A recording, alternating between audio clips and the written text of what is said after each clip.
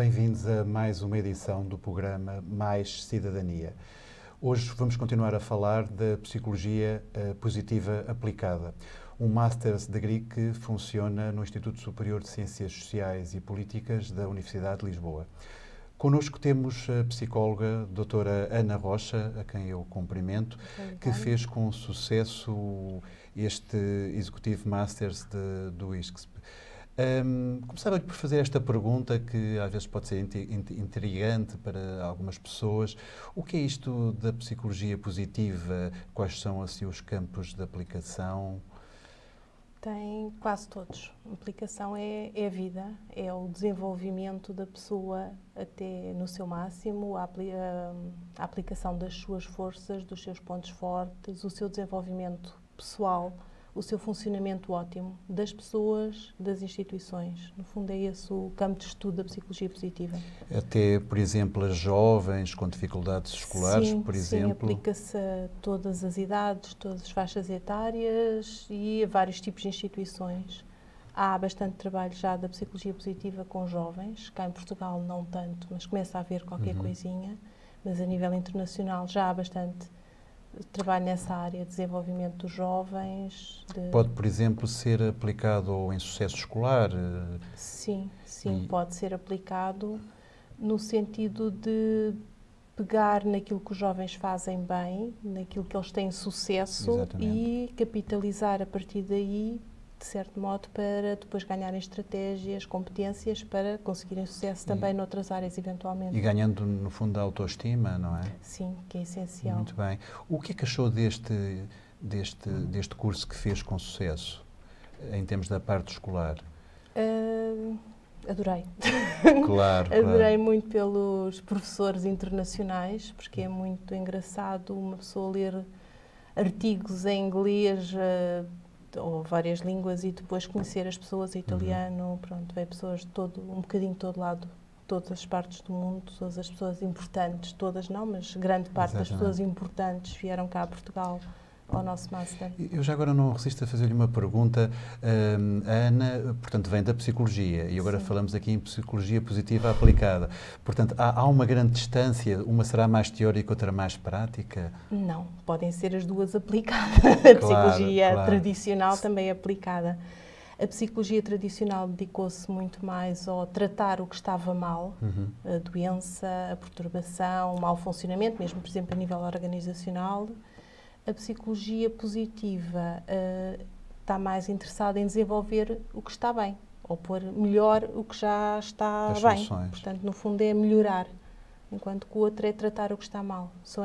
São complementares, no fundo, são duas perspectivas da mesma coisa. Claro, exatamente, ângulos diferentes de análise.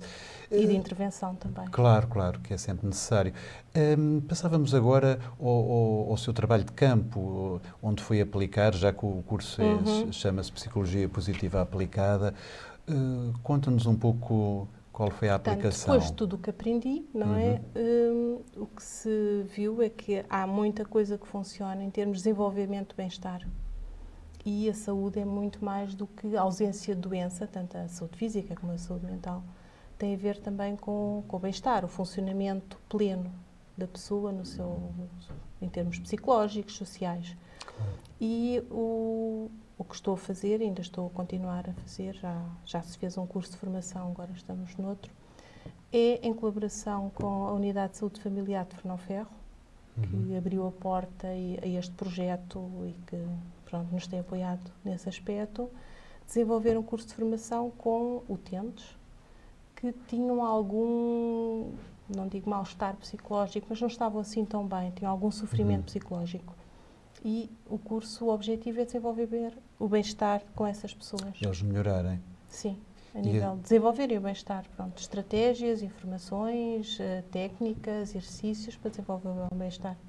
E quais eram as valências das pessoas que os escolheram? Eram médicos? Sim, foram os médicos de família que fizeram assim uma lista, escolheram um bocadinho dos doentes que tinham, aqueles que achavam que poderiam beneficiar mais com o curso.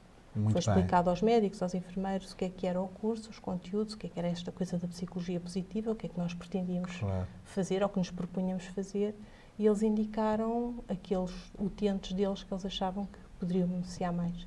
Muito bem. E tudo começou, digamos, provavelmente com uma reunião. Sim, informamos as pessoas o que é que, mais uma vez, o que era isto da psicologia positiva, o que era este curso. Não bastava ir lá o senhor doutor, o médico deles, dizer, olha, vá lá aquele curso, não é? Queríamos que as pessoas percebessem o que é que iam fazer e quisessem realmente fazer. E depois começamos com um grupinho de 12 pessoas, o primeiro grupo, agora tem um bocadinho mais, e pronto, e foi desenvolvendo. Começaram em alturas diferentes? Sim, o primeiro grupo começamos em junho e agora começamos outro em setembro. Muito bem.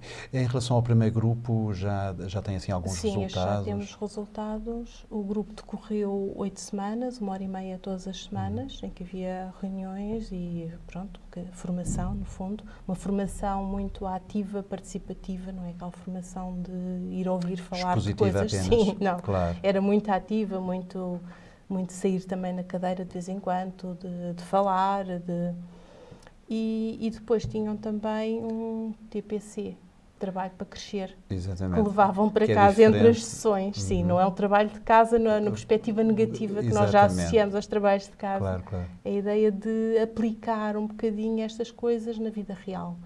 Em casa, pensar um bocadinho durante a semana também sobre estas problemáticas. E a disposição deles na sala era em círculo? Como é que... Era mais ou menos em círculo, porque a sala é a biblioteca, um bocado de sala polivalente do Centro de Saúde, que nos disponibilizaram. E, portanto, sim, era mais ou menos em círculo, o círculo possível. Claro. Não dava para fechar bem o círculo. Pois, pronto, mas é só para era um bocadinho, sim, virados uns para os outros. Pois, e muitas vezes, não é sala de aula e a ideia é mesmo as pessoas depois começarem a falar e havia exercícios mesmo para promover isso. E teve dados variáveis que pudessem constatar essa melhoria do estado deles? Sim, apesar de isto ser um estudo inicial, não é? E de ser grupo pequenino, notou-se bastante melhoria a nível do bem-estar e depois a nível também da redução de sintomas depressivos, que era uma das coisas que também medíamos, entre aspas, e que se notou isso. Notou-se também, para além destas medidas mais de testes, mais psicológicas, notou-se também grandes mudanças na vida das pessoas, por aquilo que elas iam contando e aquilo que elas iam partilhando com o grupo, de começarem a sentir-se melhor, a melhorar o ambiente familiar lá na casa delas. Muitas dessas pessoas até estavam numa situação de desemprego, de baixa devido a problemas de saúde. Claro. Algumas começaram a retomar o trabalho. Houve pessoas que reformularam um bocadinho os projetos de vida delas, mesmo de pôr as coisas um bocadinho de modo diferente e de arranjar um caminho, coisas para fazer. Pessoas que se começaram a movimentar mais. Exatamente. E em termos de semblante, a Ana notou isso de semana para semana? Apresentava um ar mais alegre? Sim, notava-se na cara, no modo de vestir. Sim.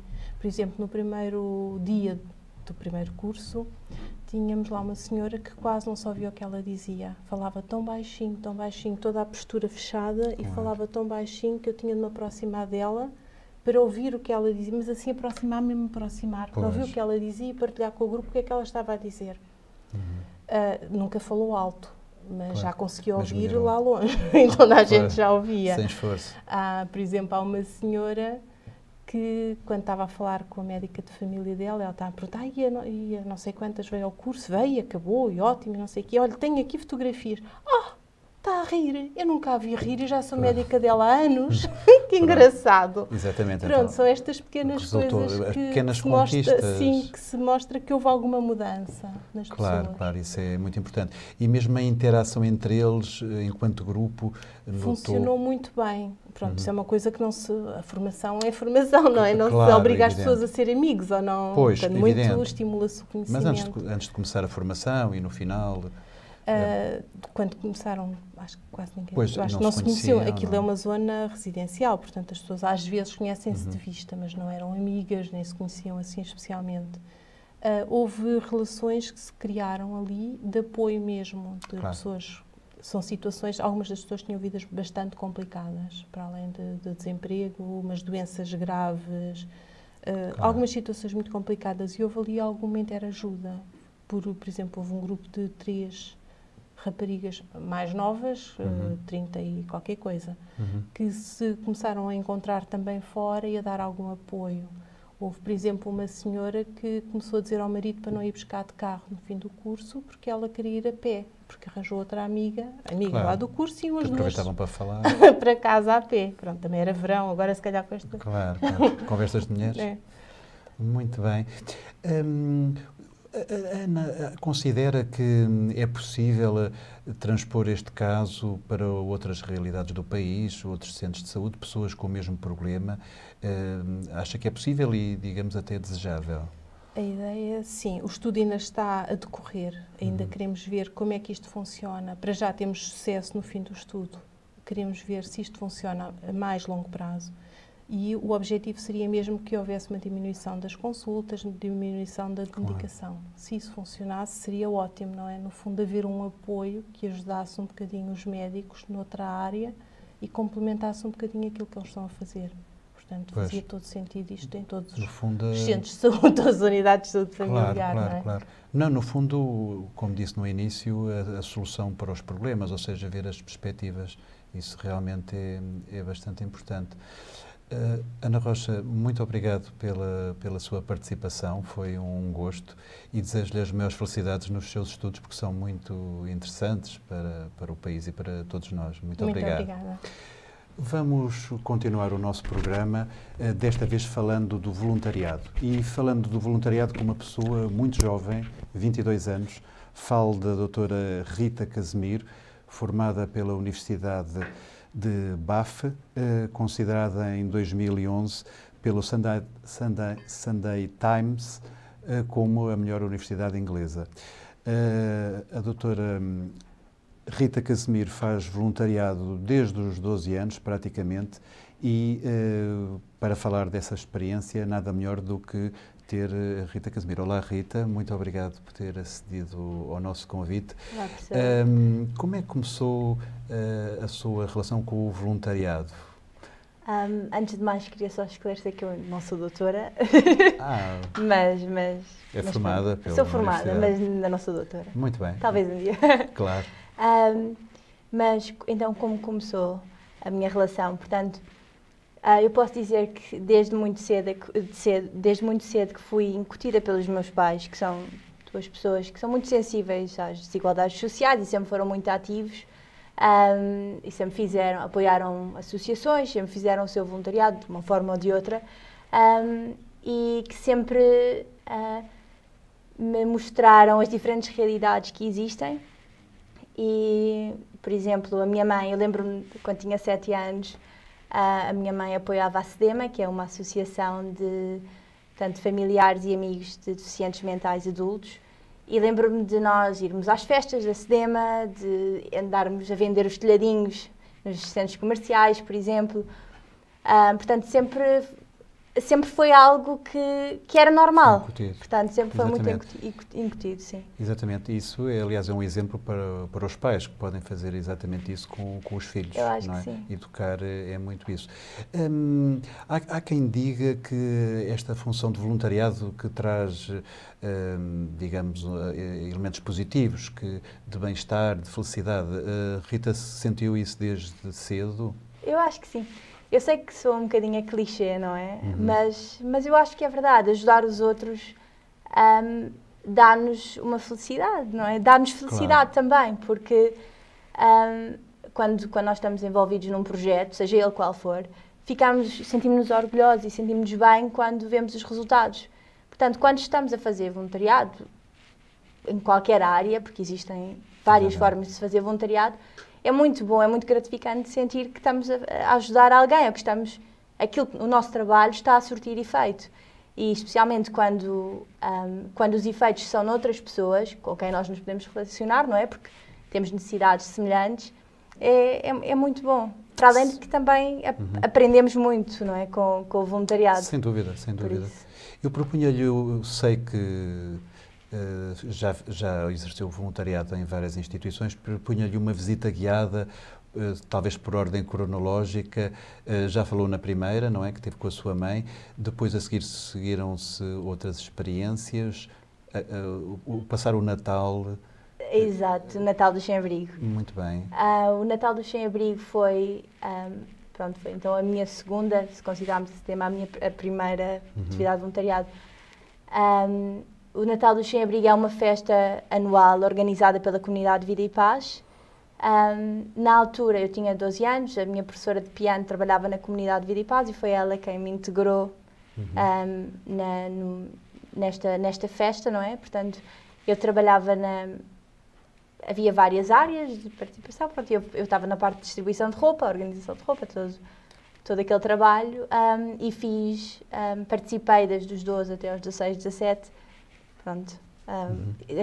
Também fiz a ronda da noite, distribuição de jantares, mas não era uma atividade regular, claro. não era possível.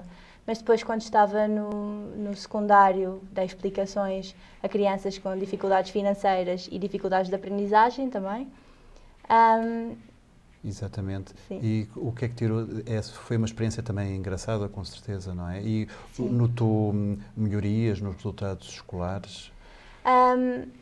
Alguns, sim. Notei que, pelo menos, já faziam... No início, quando comecei a dar explicações, as crianças, elas tinham... As duas meninas a quem eu dava explicações tinham grandes dificuldades de concentração e de motivação. Não queriam nem saber dos trabalhos de casa, nem daquilo que tinham feito nas aulas. Pronto, e eu tentava motivá-las de alguma forma e percebi que elas foram melhorando a sua concentração e o seu interesse. E sim, isso viu-se em alguns dos resultados dos testes, não em todos, porque as dificuldades delas, algumas eram de bases.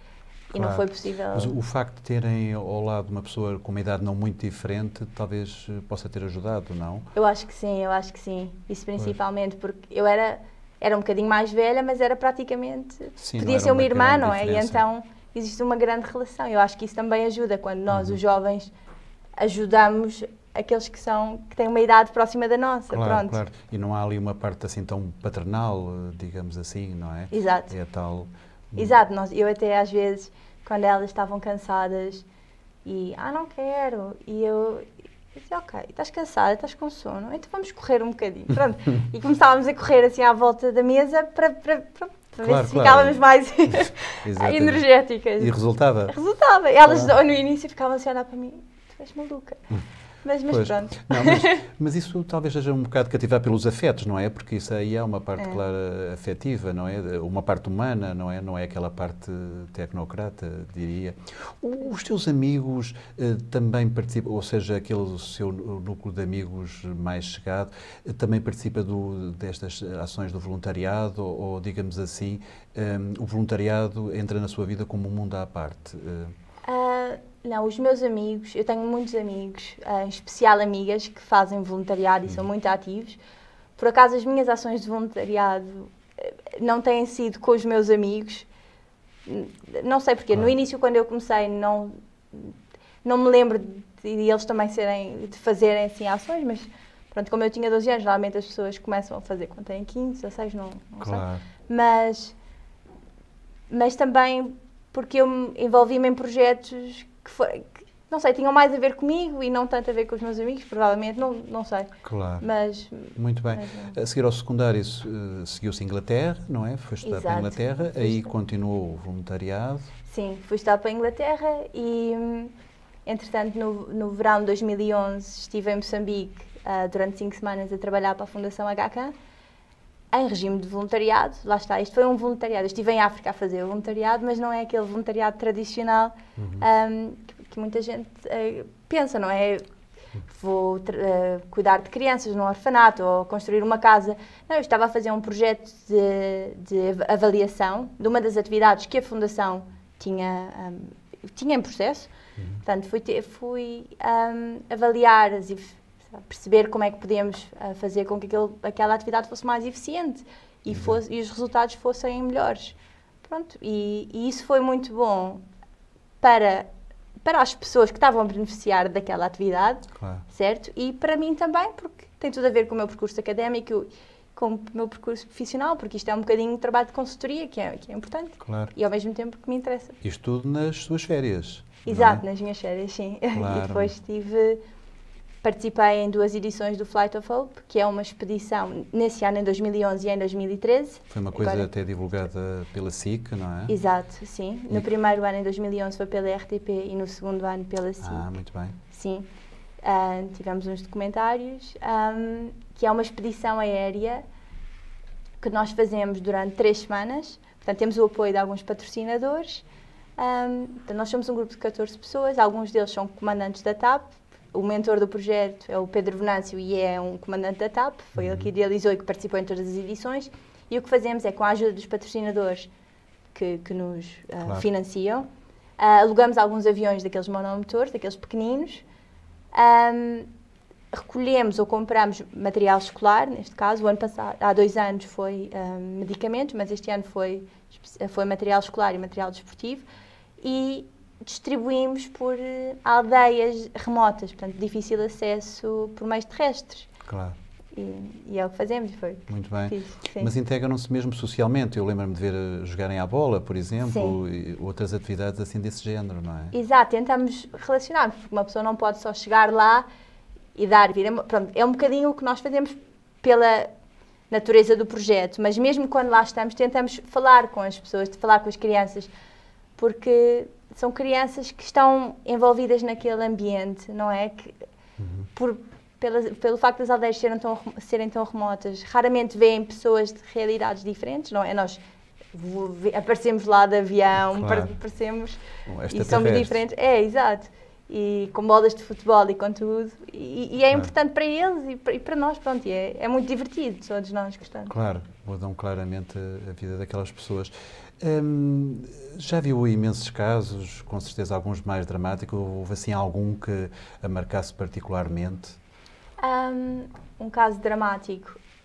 Sim, no Natal do Sem-Abrigo, eu lembro-me deste caso em particular, chocou-me um bocadinho. Eu conheci um rapaz, ele na altura devia ter 26, 27 anos, e eu estive a falar com ele imenso tempo. Ele tinha um problema, que era: eu este ano vou ter de ir a casa passar o Natal, porque o Natal do Sem-Abrigo não é exatamente na data do Natal, exatamente. É no fim de semana antes ou assim. Este ano tenho de ir a casa passar o Natal, eu já não vejo a minha mãe há 3, 4 anos. Pronto, e acontecia que ele não era de Lisboa, veio para Lisboa para estudar Direito, e a mãe estava a pagar dos estudos, enviava-lhe dinheiro. E ele já não ia à casa há muito tempo e, entretanto, era viciado em heroína e desistiu dos estudos e tudo, e nunca disse à mãe. E é uma situação horrível. E o facto de eu estava a falar com ele e fiquei a pensar quão sensíveis que nós somos, não é? Porque de um momento para o outro estamos tão bem, estamos na faculdade, e depois passamos para o lado de lá e nem nos apercebemos como. E é muito difícil de sair. Claro, depois. Claro. Depois desses contactos, mantém muitas vezes contactos com algumas dessas pessoas que têm apoiado. Eles, enfim, é uma espécie quase do ombro amigo com quem eles partilham ou problemas ou coisas que ultrapassaram? Com alguns, sim. Isso também depende da natureza do voluntariado, porque às vezes eu estou a trabalhar e relaciono-me mais com as pessoas que estão a trabalhar comigo. Mas sim, por exemplo, quando eu estava em Inglaterra, eu passava uma manhã por semana no centro-dia, era um lar de idosos. Exato. Pronto, e depois havia lá uma senhora que eu gostava muito, sentava-me sempre com ela, pronto, sentava-me com toda a gente, mas com ela em especial, e ela depois, no Natal, enviava-me sempre um postal, e eu, pronto, mantive essa relação, e com pessoas em África também, especialmente com as pessoas com quem eu trabalhei, que também têm as suas dificuldades. E então eu mantenho o contacto com elas e tento estar ao corrente de algumas necessidades, daquilo que nós aqui na Europa é tão fácil para nós, por exemplo, precisam disto ou daquilo. Para nós é fácil, é barato e não custa nada às vezes enviar, e portanto tento manter-me. Falámos já um pouco do passado. Nesta altura, quais são os seus projetos de voluntariado? O que é que está envolvido? O que é que pensa envolver-se? Então, eu neste momento, eu acabei o curso agora há pouco tempo, neste momento estou a estagiar e o trabalho ocupa-me grande parte do meu tempo. Portanto, não estou envolvida num voluntariado regular, mas cá em Lisboa estou a apoiar a Novo Futuro, que é uma associação de de jovens, cujas famílias têm alguns problemas, E, portanto, a associação tem umas casas, tem assim apartamentos e acolhe estes jovens.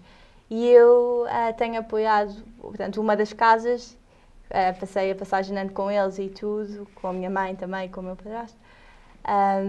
E de vez em quando vou lá vê-los e jantamos e brincamos, jogamos jogos e fazemos parvoíces, pronto.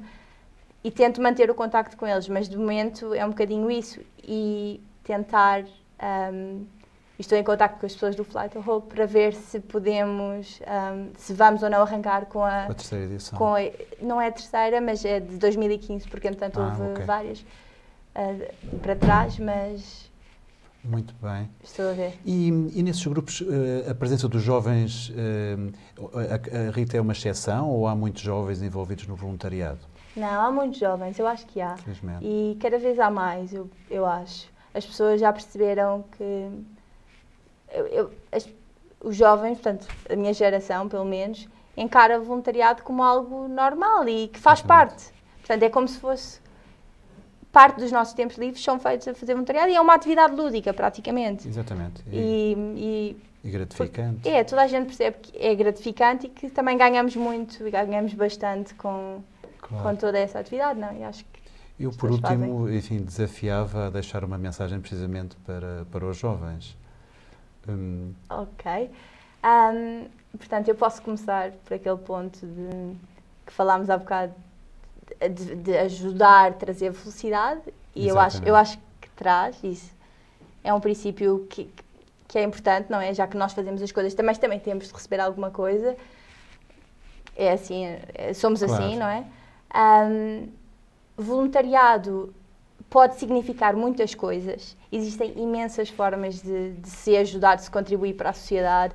Não tem de ser a trabalhar com pessoas, pode ser a ajudar ambientalmente, pode ser a ajudar os animais. Exatamente. Não tem de ser a cuidar de crianças, pode ser, por exemplo, se uma pessoa quer ganhar alguma experiência profissional, a fazer um curso de gestão, por exemplo, quer ganhar alguma experiência profissional porque quer trabalhar na área de finanças, então, por que não ajudar uma associação na parte administrativa? Eles precisam de pessoas de certeza, ou se quer ser consultor, porque não fazer um estudo de consultoria? Qualquer coisa deste género, eu acho que é importante a criatividade.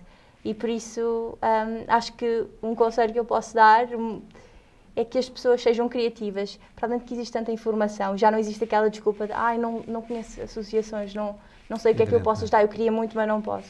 Não é desculpa, portanto, as pessoas têm de ser criativas e reagir e dizer, olha, eu estou aqui, posso ajudar nisto, querem? As associações e as pessoas normalmente não têm como dizer muito não. Bem.